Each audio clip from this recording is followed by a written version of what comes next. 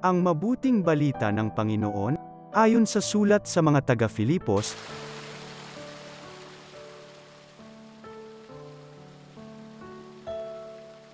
nagbibigay ba sa inyo ng kasiglahan ang buhay na nakaugnay kay Kristo? Naaaliw ba kayo ng kanyang pag-ibig? May pagkakaisa ba kayo sa Espiritu Santo? Kayo ba'y may nadaramang hangarin na tumulong sa iba? Kung gayon, lubusin ninyo ang aking kagalakan, maghari sa inyo ang pagkakasundo. Mabuklod kayo ng iisang pag-ibig at maging isa kayo sa puso't diwa.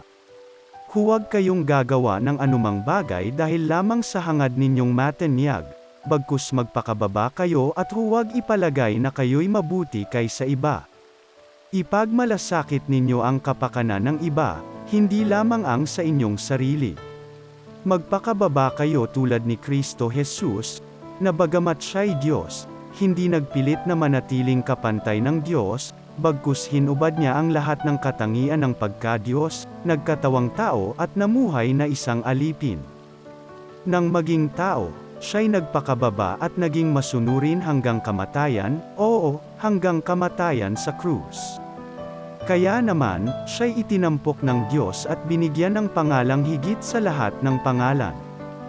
Ano pat ang lahat ng nilalang na nasa langit, nasa lupa, nasa ilalim ng lupa ay maninikluhod at sasamba sa Kanya. At ipapahayag ng lahat na si Hesukristo ang Panginoon, sa ikararangal ng Diyos Ama. Ang mabuting balita ng Panginoon.